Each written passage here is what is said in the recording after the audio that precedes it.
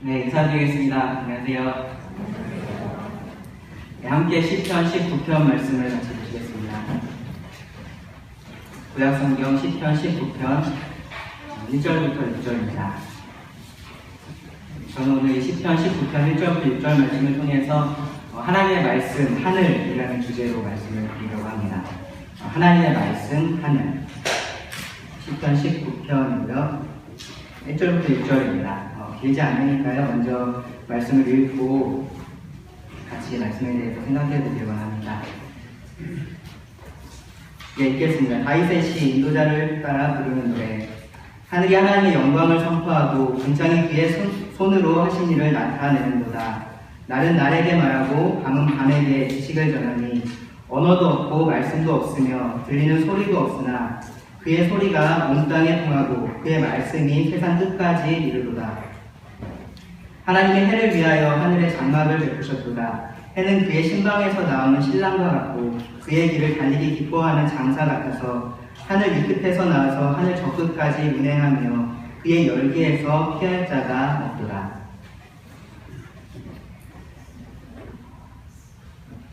한 가지 질문을 드리고 말씀을 시작하려고 합니다. 우리는 하나님을 알 수 있을까요? 우리 인간들이 하나님에 대해서 알 수 있을까요? 어떤 사람은 우리는 절대로 하나님을 알 수 없다라고 말합니다. 또 어떤 사람은 우리가 하나님을 알 수 있다라고 말합니다. 그리고 우리가 노력하면 노력할수록 하나님의 모든 것들을 우리가 알 수 있다라고 말합니다. 그런데 사실 진리는 그 중간에 있는데요. 우리가 하나님을 알 수 있는 것은 맞습니다. 그런데 하나님에 대한 모든 것들을 우리의 노력으로 알아낼 수는 없습니다. 정확하게 말하면 하나님께서 우리에게 자신에 대해서 보여주신 것만큼만 알 수 있습니다. 그렇게 하나님께서 자신을 드러내시는 것, 인간들에게 자신을 나타내시는 것을 우리가 두 글자로 계시라고 말합니다. 계시. 그 성경에서는 크게 두 가지 계시가 나타나 있는데요. 잘 아실 것입니다. 일반 계시라는 것과 특별 계시라는 두 가지가 있습니다. 말이 어렵지만 사실은 그렇게 어려운 말은 아닙니다. 일반 계시라는 것은 하나님께서 이 자연 만물을 통해서, 피조물을 통해서 자신을 드러내시는 것, 그것을 일반 계시라고 합니다. 구체적으로는 우리 사람을 기준으로 해서 사람 외부에 있는 일반 계시가 있고 사람 속에 있는 일반 계시가 있습니다. 사람 외부에 있는 것은 우리가 눈으로 볼 수 있는 그런 자연들, 그것이 일반 계시고요. 그리고 우리 안에 있는 인간의 양심, 그것이 또 다른 일반 계시입니다. 그것을 우리가 일반 계시다라고 이야기하는 이유는 왜 그러냐 하면 모든 사람에게 일반적으로 동일하게 나타난 계시이기 때문에 그렇습니다. 누군가는 그러한 계시를 가지고 있고 누군가는 가지고 있지 않고 그런 것이 아니라 일반적으로 보편적으로 모든 사람에게 있기 때문에 그렇습니다. 그리고 또 하나 하나님에 대해서 말씀을 하는데 그 하나님에 대해서 구체적이고 자세한 말씀을 하기보다는 하나님에 대한 일반적인 지식들을 우리들에게 전해주기 때문입니다. 하나님께서 계시고 그 하나님이 어떤 분이신지 일반적인 지식을 우리들에게 전해주는 것이 바로 일반 계시입니다. 다른 하나는 이제 특별 계시인데요. 특별 계시는 하나님께서 말씀이라는 것을 통해서 우리들에게 주시는 것이 특별 계시입니다. 이 말씀에도 두 가지 말씀이 있습니다. 한 가지는 우리가 지금 가지고 있는 이 성경, 기록된 말씀이 있고요. 혹시 또 다른 말씀이 뭐가 있는지 아십니까? 성육신하신 말씀이 있습니다. 이 땅에 말씀으로 오셨던 바로 그 예수 그리스도가 하나님의 또 다른 말씀이십니다. 그렇게 기록된 말씀을 통해서 그리고 성육신하신 말씀을 통해서 하나님은 아주 구체적으로 하나님에 대한 여러 가지 진리들을 우리들에게 드러내셨습니다. 이것을 우리가 특별 계시다라고 말하는 이유는요. 그것이 하나님에 대한 일반적인 사실이 아니라 아주 구체적이고 특별한 사실들을 말하기 때문에 그렇고요. 그리고 또 하나는 그것이 모든 사람에게 동일하게 드러난 것이 아니기 때문에 그렇습니다. 누군가에게는 조금 더 구체적으로 드러났고요. 누군가에게는 그렇지가 않습니다. 우리 중에 아무도 예수님을 실제로 본 사람이 없습니다. 그렇죠? 하나님께서 특별 계시를 주셨지만 우리들에게는 그것을 구체적으로 우리 눈으로 볼 수 있도록 주셨던 것은 아닙니다. 그러한 차등이 있기 때문에 우리는 지금 우리말로 된 성경을 가지고 있지만 아직도 자기의 언어로 된 성경을 가지고 있지 못한 사람들도 있습니다. 그래서 그런 것을 우리가 특별 계시다라고 말을 하는데요. 제가 이 말을 하는 이유는 이 시편 19편이 바로 그 하나님의 계시에 대해서 기록을 하고 있기 때문입니다. 특별히 1절부터 6절에서는 처음에 말씀드렸던 일반 계시, 일반적인 계시에 대해서 말씀을 하고 있고요. 그리고 7절부터 14절에서는 이 특별 계시에 대해서 말씀을 합니다. 그래서 오늘은 특별히 1절부터 6절까지 말씀을 통해서 일반 계시에 대해서 하나님께서 자연 만물을 통해서 드러내신 그러한 일반 계시에 대해서 같이 한번 생각해 보기를 원합니다. 특별히 오늘 말씀은 그 여러 많은 일반 계시들 중에서 하늘에 초점을 맞춥니다. 하늘에. 아마 하늘이 이런 일반 계시로서의 역할을 설명하기에 가장 적합한 예이기 때문에 그랬을 텐데요. 오늘 본문을 보시면 이 하늘이 하나님의 일반 계시로서 어떠한 역할을 하는지 말씀을 해주고 있고요. 그리고 그 일반 계시의 특징이 무엇인지 말씀을 해주고, 그리고 마지막으로 그 일반 계시의 예를 보여줍니다. 그렇게 세 개, 일반 계시의 역할, 특징, 예시, 이렇게 세 부분으로 나누어서 말씀을 같이 살펴보기를 원합니다. 먼저 1절 말씀을 보시면 이 일반 계시 역할에 대해서 우리가 알 수 있습니다. 하늘이 하나님의 영광을 선포하고 궁창이 그의 손으로 하신 일을 나타내는다. 일반 계시의 역할은 기본적으로 계시가 하는 역할을 합니다. 바로 하나님에 대해서 드러내는 것입니다.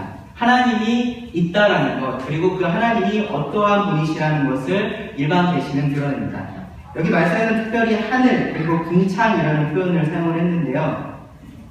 성경에서 하늘은 사실 여러 가지 의미를 가질 수 있습니다. 우리 눈에 보이지 않는 그 하나님이 계신 영적인 세계, 그것을 말할 때도 우리가 하늘이다라는 표현을 쓸 수 있고요. 그리고 우리가 눈으로 볼 수 있는 파란 하늘, 혹은 밤에 보이는 까만 하늘, 그러한 하늘도 성경에서 하늘이다라고 말합니다.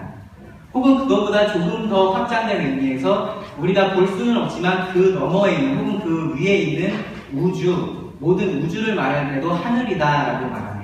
창세기 1장을 보시면 태초에 하나님이 천지를 창조하셨다, 하늘과 땅을 창조하셨다라고 말씀하는데요. 그때의 하늘도 우리 눈에 보이는 파란 하늘만 말하는 것이 아니라 사실은 온 우주를 말합니다. 여기서 말하고 있는 하늘과 궁창도 사실은 우리가 그런 의미에서 이해를 해야 합니다. 단지 우리 눈에 보이는 하늘이 아니라 더 넓은 의미에서의 우주를 말합니다. 그리고 그 안에 있는 모든 천체들, 별들도 있고요, 행성들, 항성들, 행성도 있어요. 이렇게 돌아다니는 그러한 여러 가지 천체들이 다 포함된 개념이다라고 이해를 하시면 좋습니다. 그러한 우주가, 하늘이 하는 일에 대해서 이렇게 말합니다. 하나님의 영광을 선포한다. 그리고 그의 손으로 하신 일을 나타낸다. 하늘이 하는 일이, 우주가 하는 일은 하나님의 영광을 선포하는 일입니다. 하늘이 나타내는 것은 자신의 영광이 아니라 하나님의 영광을 나타냅니다. 하늘이 내가 얼마나 아름다운지 한번 봐라, 내가 얼마나 위대한지 봐라, 너희들하고 비교도 할 수 없이 이렇게 큰 나를 봐라 라고 말하는 것이 아니라 바로 창조주 하나님을 봐라 라고 말하는 것입니다. 그 하나님의 영광을 보라고 말합니다. 하나님의 영광이라는 표현을 우리가 성경에서 자주 볼 수 있는데요. 하나님의 영광은 하나님의 속성을 나타내는 표현입니다. 하나님의 속성. 하나님의 속성에 대해서 성경은 여러 가지로 표현을 합니다. 하나님의 어떠하심이라고 말하기도 하고요, 하나님의 이름이라고 말하기도 하고, 혹은 하나님의 거룩하심이다라고 말하기도 합니다. 특별히 하나님의 속성에 대해서 하나님의 거룩이라고 말할 때는 그 하나님의 속성이 다른 무엇과도 구별되어 있는 그러한 것을 강조할 때 사용하는 표현이 바로 하나님의 거룩하심이고요. 이 하나님의 영광이라고 말할 때는 사실 그러한 하나님의 구별되는 속성이 피조물 속에서 드러나는 것, 그것을 말할 때 하나님의 영광이다라고 말합니다. 그래서 피조물들이 그 하나님의 어떠하심을, 하나님의 속성을 드러내는 것을 성경에서는 하나님을 영화롭게 한다, 혹은 하나님께 영광을 돌린다라고 표현을 합니다. 그래서 우리도 이제 구원받은 사람들이 우리의 구원받은 목적이 무엇이냐, 우리가 창조받은 목적이 무엇이냐라고 물어볼 때 그 궁극적인 대답이 무엇입니까? 하나님의 영광을 위해서, 하나님께 영광 돌리기 위해서라고 말합니다. 그렇게 말할 때 의미가 우리가 마치 막 시상식 같은 데서 막 이렇게 상 같은 거 받으면 사람들이 이 영광을 뭐 이렇게 해주신 뭐 누구에게 돌립니다 라고 말하잖아요. 꼭 우리가 그렇게 해야지만 하나님께 영광을 돌리는 것은 아닙니다.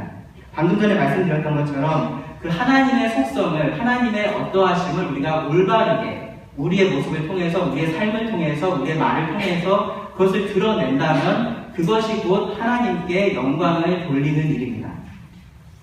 예를 들어서 우리가 하나님의 긍휼하심을 다른 사람에게 나타낼 수 있습니다. 하나님의 사랑을, 하나님의 은혜를 다른 사람들에게 보일 수 있습니다. 그렇다면 우리가 그런 것을 하나님께 영광 돌린다라고 말할 수 있는 것입니다. 하늘은요, 여기 보시면 하늘이 하나님의 영광을 선포한다라고 했는데요.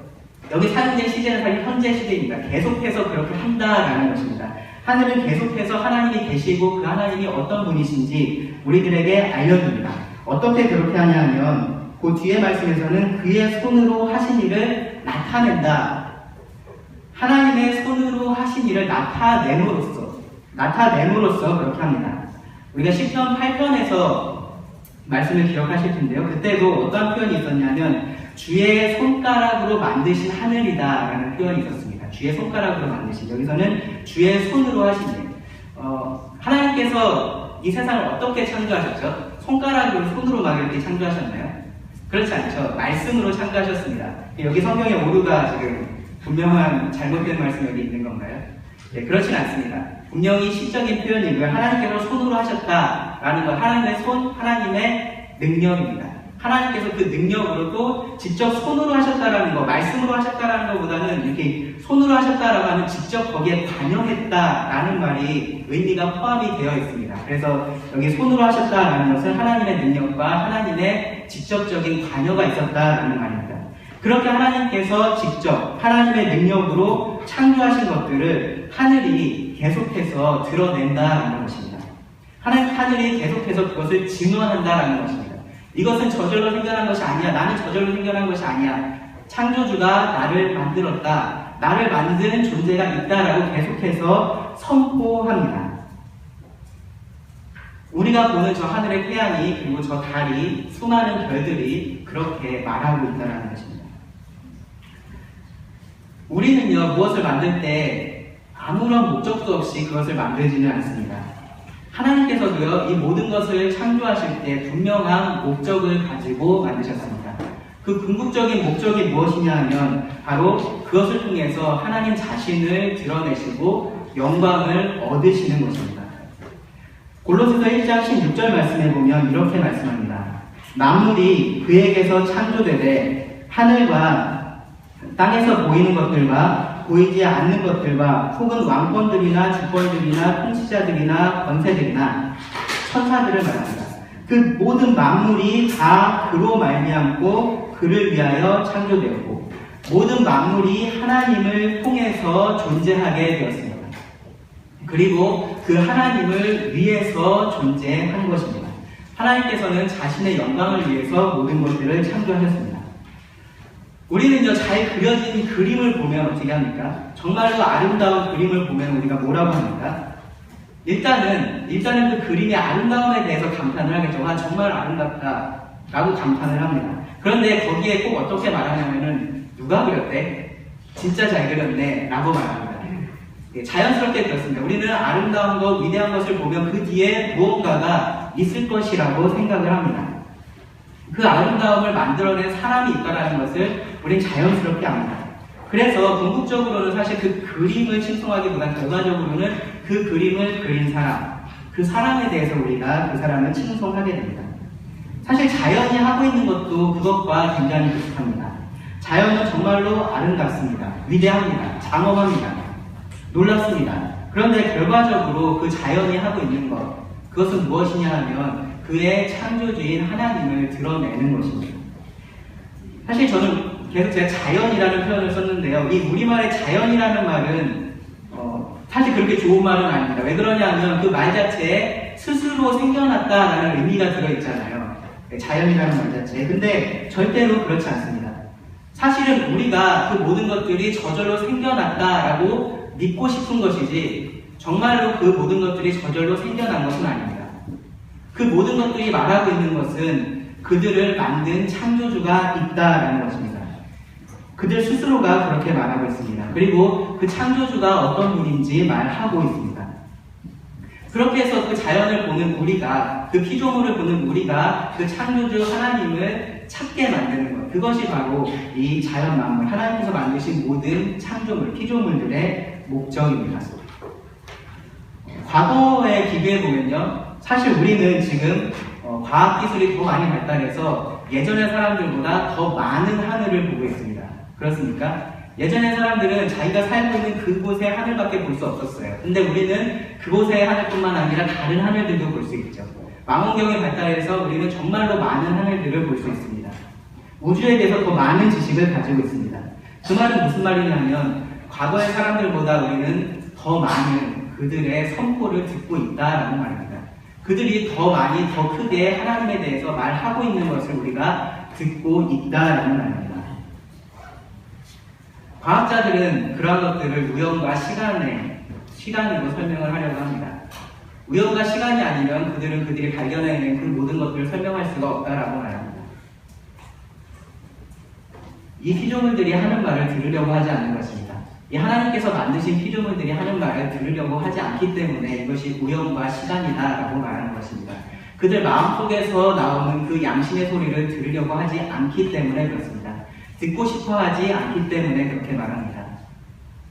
피조물들은 창조주에 대해서 말하고 있습니다. 정확히 말하면 창조주께서 이 피조물을 통해서 우리에게 말씀하고 계십니다. 그 말씀이 바로 일반 계시입니다. 두 번째로 2절부터 4절 말씀해 보시면 이러한 일반 계시들이 갖는 특징에 대해서 말씀을 해줍니다. 일반 계시는 특별 계시하고는 구별되는 아주 분명한 특징이 있는데요. 여기 말씀에서 우리가 세 가지를 찾아볼 수 있습니다. 첫 번째로는 이 일반 계시는 시간의 제약이 없다는 것이고요. 두 번째로는 언어의 제약이 없다는 것이고, 세 번째로는 공간의 제약이 없다는 것입니다. 먼저 2절 말씀해 보시면 날은 날에게 말하고 밤은 밤에게 지식을 전하니, 이 말씀에서 사실 주어가 앞에 나온 1절에서 말하는 하늘이라고 이해하는 것이 훨씬 더 자연스럽습니다. 그래서 하늘이 말하고 하늘이 지식을 전한다라고 이해하시면 됩니다. 그럼 날하고 밤은 뭐냐? 날이면 날마다, 밤이면 밤마다 라고 말하는 것입니다.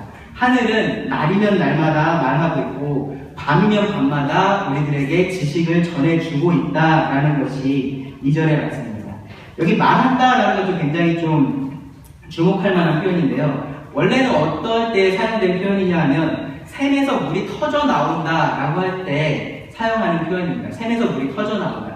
샘에서 물이 졸졸졸 흘러나오는 것이 아니라 이렇게 풍성하게 터져 나오는 것, 그것을 말할 때 사용하는 표현입니다. 그래서 여기 말을 그냥 직역하자면 이렇습니다. 하늘은 날이면 날마다 말을 쏟아낸다.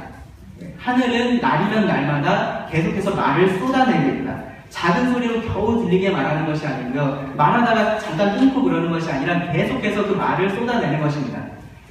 여러분 중에 혹시 말하기 좋아하는 친구가 있으십니까? 그런 친구 옆에 있을 때의 느낌입니다. 하늘은 계속해서 쉬지 않고 하나님의 영광을 쏟아내고 있습니다. 하나님에 대한 말을 계속해서 쏟아내고 있습니다.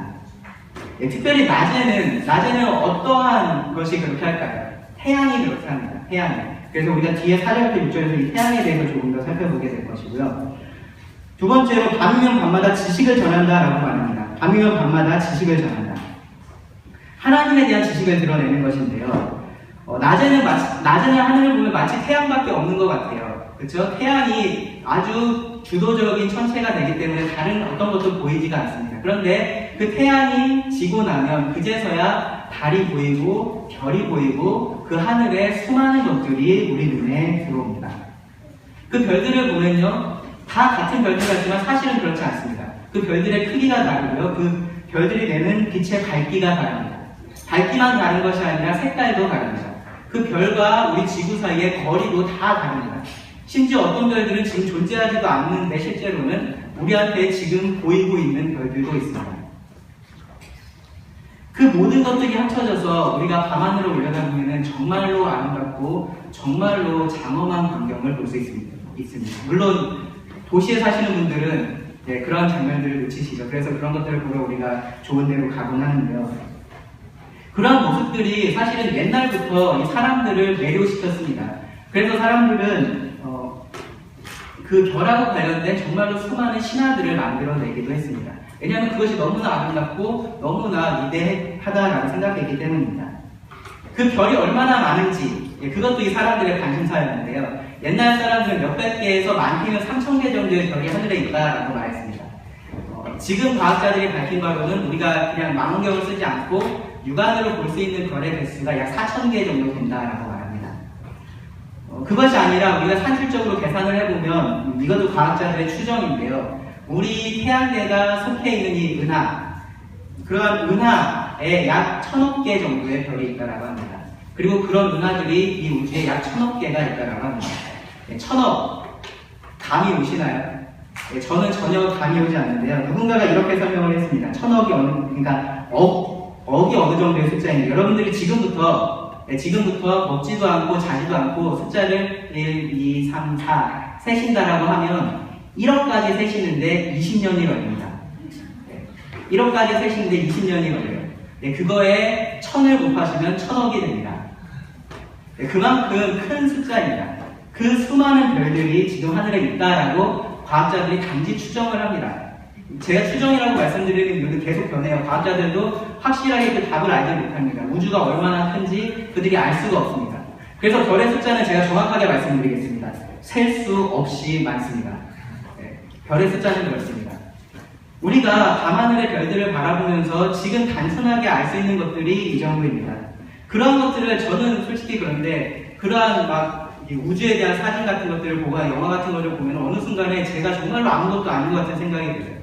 정말로 나라는 인간이 저 안에서 어떠한 역할을 할까? 정말로 제 자신이 초라하다라는 생각이 듭니다. 그런데 사실 하나님께서 그 놀라운 우주를 우리들에게 보여주신 것, 그 하늘을 우리들에게 보여주신 목적은 단지 우리에게 너네 정말로 별거 아니야 라는 말씀을 하려고 하신 것은 아닙니다. 무엇이냐 하면 그 우리가 볼 때 위대하고 아름다운 그것보다 더 크신 분이 계시다라는 것을 우리들에게 알려주시려고 하신 것입니다.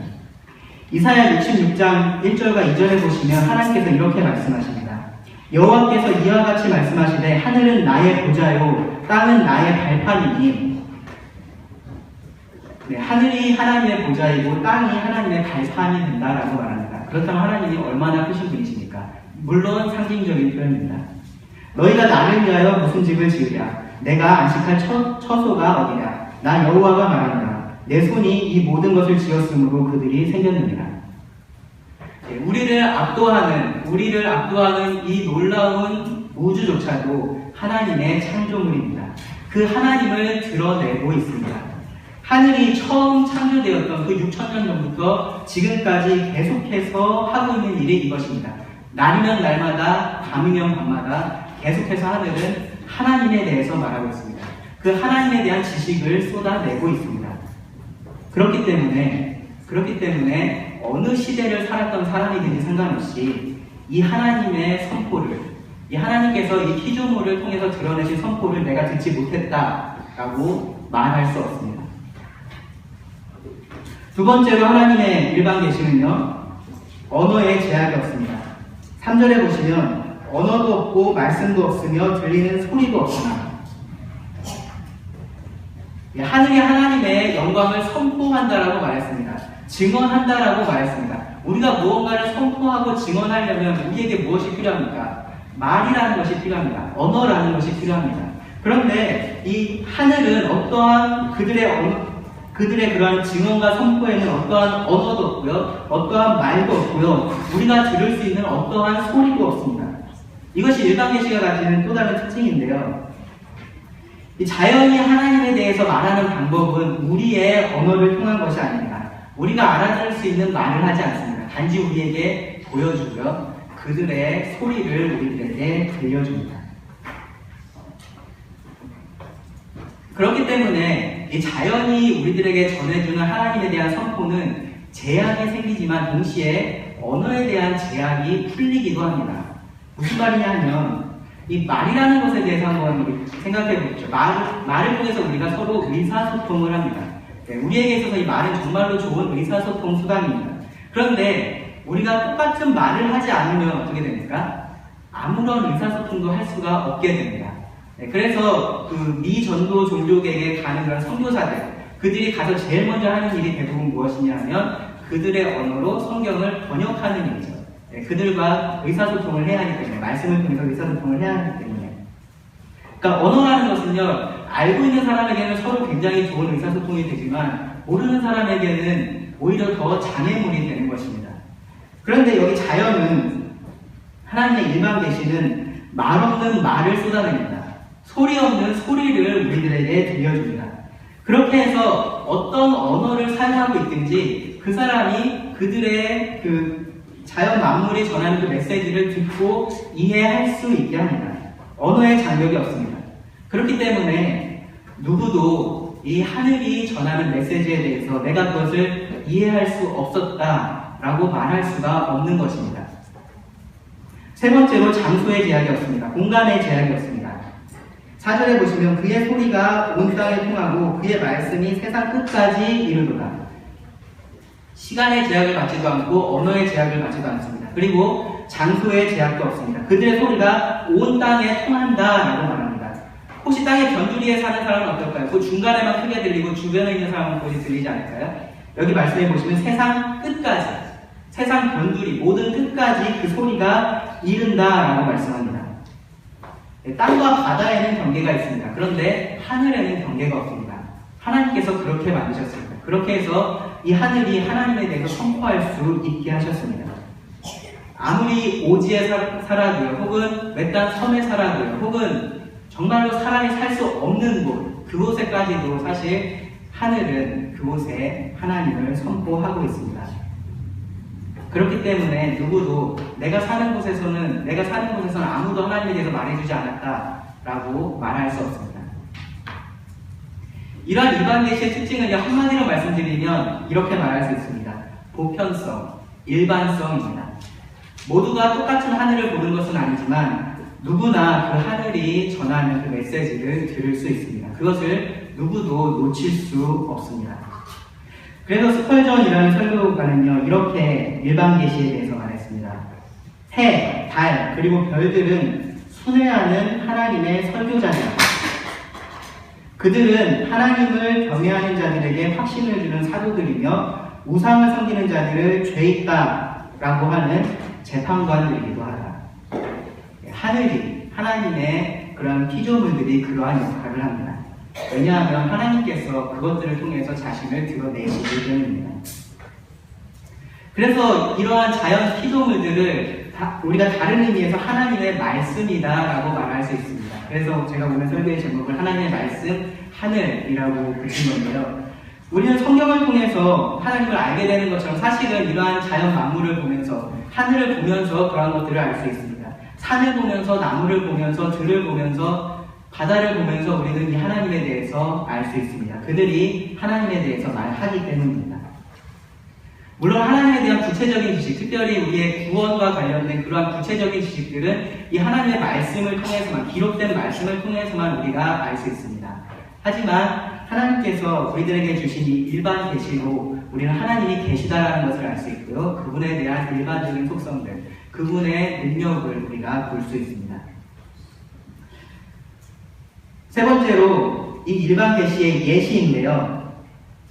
다윗은 이 하늘이 하나님의 말씀으로서 하나님을 드러내는 것, 그것에 대한 좋은 예로서 태양을 언급을 합니다. 태양. 다윗이 지금 어떤 상황에서 이 시를 기록을 하고 있는지는 모르겠습니다. 어쩌면 밤새도록 이렇게 밤하늘을 관찰하고 아침에 떠오르는 태양을 보면서 이 말씀을 기록했을지도 모릅니다. 아니면 계속해서 타오르는 그런 태양을 피해서 잠깐 나무 밑에서 그 몸을 식히면서 이 시편을 기록했는지도 모르겠습니다. 아니면 하루 종일 힘든 생활을 지내고 해가 지는 것을 바라보면서 이 시편을 기록했는지도 모르겠습니다. 어떤 상황이었든지 지금 다윗은 이 태양이 어떠한 하루를 지냈는지를 우리에게 알려줍니다. 말씀해 보시면요, 4절 끝에서 하나님이 해를 위하여 하늘에 장막을 베푸셨도다. 하루를 시작하기 전에 이 태양이 마치 집에서 쉬고 있는 것처럼, 자고 있는 것처럼 말합니다. 실제로 그런 것이 아닙니다. 단지 해가 보이지 않는 밤에 대해서 그렇게 표현을 한 것인데요. 근데 여기서도 다시 분명하게 말하는 것이 있습니다. 뭐냐 하면 이 해를 위해서, 해에게 휴식처를 제공한 그분이 하나님이시다라고 말합니다. 이 해조차도 하나님의 돌보심을 받는다라는 것입니다. 태양은 사실 언제나 인간들에게 있어서 굉장한 경외의 대상이었고요. 때로는 공포와 두려움의 대상이기도 했습니다. 그래서 많은 이렇게 어떤 문화에 가도 이 태양신에 대한 숭배, 그것과 관련된 전설들을 우리가 찾아볼 수 있는데요. 그러한 태양조차도 어떠한 하나님의 보호가 필요하다라는 것을 다시 여기서 말해줍니다. 자, 해가 그렇게 하룻밤을 잡니다. 그리고 이제 출격할 준비를 합니다. 그 해에 대해서, 그 해가 하는 일에 대해서 다시 두 가지로 비유를 합니다. 뭐냐 하면 신랑과 힘센 장사입니다. 5절에 보시면 해는 그의 신방에서 나오는 신랑과 같고 그의 길을 달리기 기뻐하는 장사 같아서 신랑과 이 장사, 왜 하필 이 두 개일까? 태양에 대해서 여러 가지 비유를 할 수 있었을 텐데 왜 하필 신랑과 이 힘센 장사의 이야기를 했을까를 고민해 봤는데요. 이 두 가지의 공통점이 있습니다. 뭐냐 하면 힘, 에너지, 그리고 기쁨입니다. 힘, 에너지, 기쁨. 그러한 것이 이 안에 드러납니다. 태양은 단 하루만 떴다가 지고서 그 할 일을 다 끝낸 것이 아닙니다. 하나님의 말씀에 따라서 창조된 이후로 지금까지 계속해서 태양은 뜨고 지기를 매일같이 반복해 오고 있습니다. 단 하루도 거르지 않고 그 일을 하고 있습니다. 힘든데 겨우겨우 그러한 일을 하는 것이 아니라 정말로 기쁘게, 마치 여러분들 결혼식장에서 이렇게 신랑이 뒤에서 걸어 들어오는 모습을 기억하십니까? 다들 힘차게 걸어 들어옵니다. 정말로 밝은 얼굴로 기쁨 가운데 걸어 들어옵니다. 그러한 모습처럼 혹은 힘센 장사처럼 달리기 잘하는 사람은 달리는 걸 좋아합니다. 달리기 못하는 사람이 달리는 걸 싫어해요. 그런 힘센 장사처럼 태양이 그렇게 자기의 일을 한다라는 것입니다. 기쁨 가운데 힘있게 그러한 일을 합니다. 태양이 어떻게 일합니까? 6절에 보시면 하늘 이 끝에서 나와서 하늘 저 끝까지 운행하며, 하늘 이 끝에서 나와서 저 끝까지 해가 운행을 합니다. 그 길을 쭉 따라갑니다. 매일 떠서 매일 집니다. 규칙적으로 일정하게 반복해서 계속해서 이 일을 합니다. 그러면서 이 땅에 태양은 빛을 비춥니다. 여기 6절 끝에 보시면 그의 열기에서 피할 자가 없도다 라고 말씀합니다. 하나님께서 명령하신 대로 태양은 그 일을 계속해서 반복해서 하고 있습니다. 그 빛을 비추고 그 온기를 계속해서 이 땅에 전해주고 있습니다. 그렇게 함으로써 이 하나님의 능력을, 이 하나님의 어떠하심을 태양이 드러내고 있습니다. 여기서 다윗은 이 태양이 하나님의 일반 계시로서 하는 역할을 놓치지 않았는데요. 이 열기에서 피할 자가 없다라고 말합니다.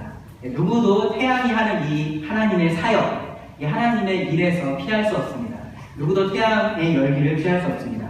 모든 사람들이 그 빛을 볼 수 있고요. 그 온기를 느낄 수 있습니다. 그렇게 해서 태양은 창조주 하나님을 이 땅에 드러내는 일을 합니다. 그렇게 해서 하나님의 영광을 이 땅에 선포합니다.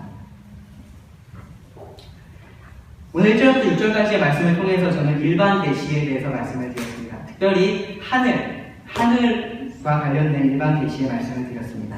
이 일반 계시는 하나님의 존재에 대해서 말하고 하나님의 어떠하심에 대해서 우리들에게 전해줍니다. 그래서 자연을 우리가 또 다른 하나님의 말씀이다 라고 말할 수도 있습니다. 그리고 이 말씀의 가장 큰 특징은 무엇이냐 하면 모든 사람에게 열려있는 말씀이다 라는 것입니다.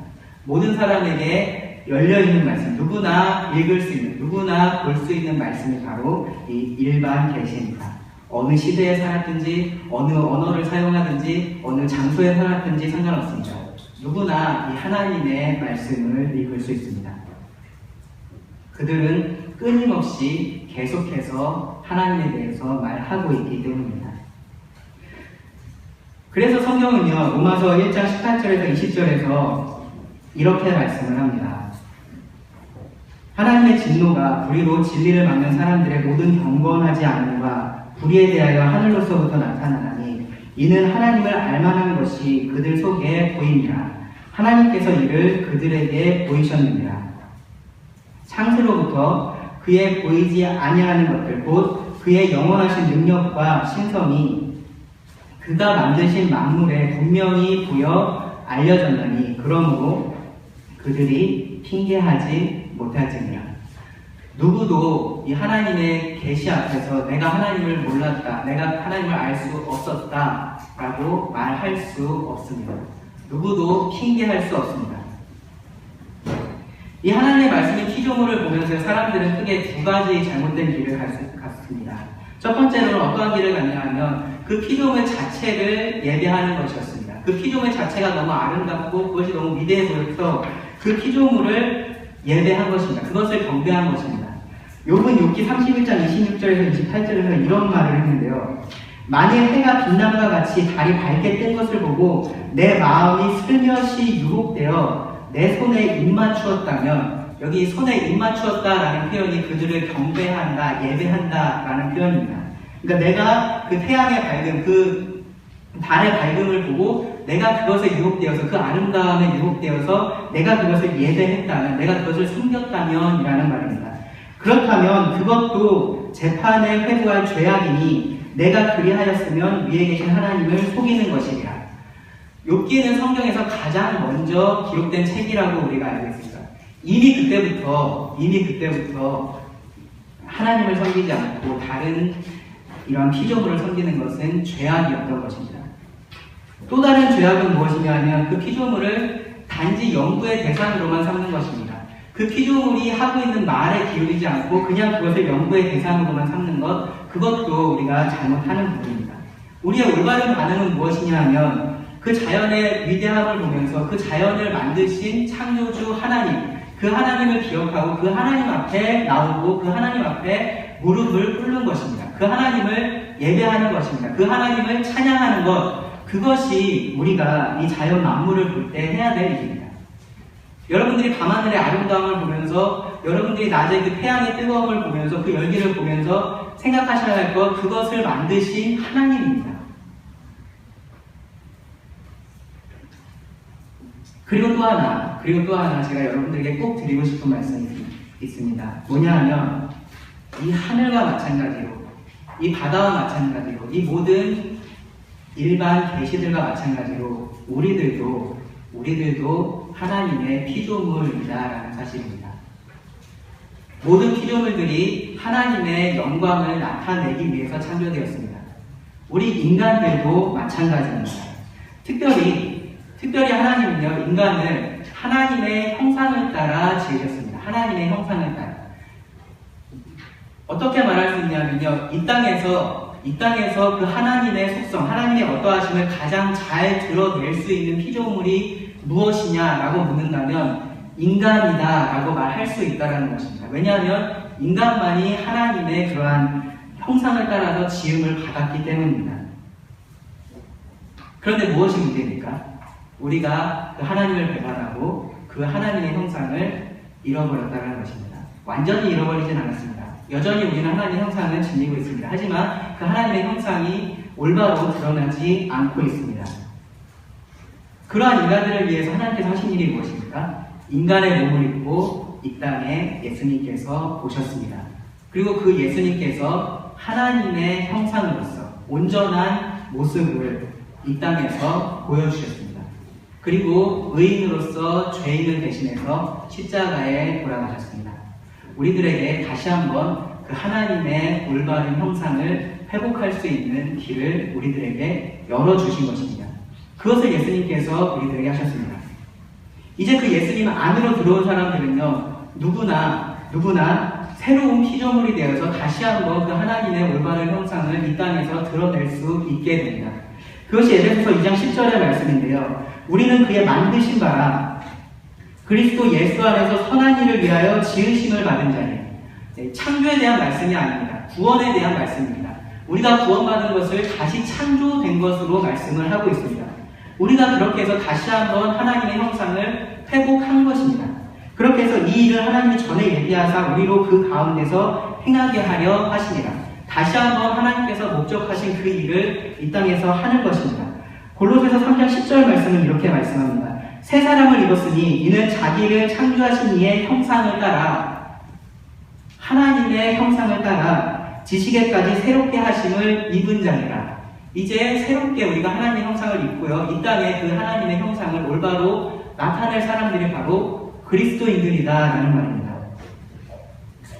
하나님의 피조물로서, 그리고 이제 그 하나님의 형상을 입은 자들로서 이 땅에 그 하나님의 영광을 선포하는 것, 그 창조주 하나님을 증언하는 것, 그것이 바로 우리가 해야 될 일입니다.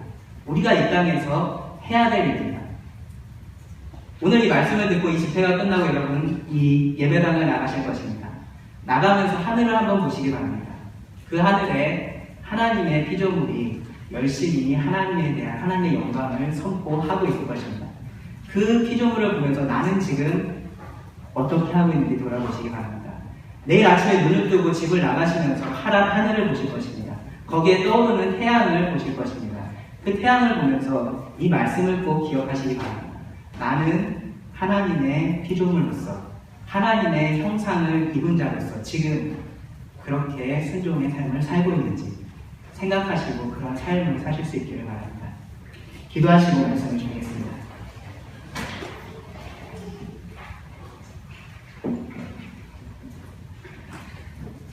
하나님 감사합니다. 하나님께서 우리들을 통하여서 자신을 드러내신다는 이 놀라운 사실에 감사를 드립니다.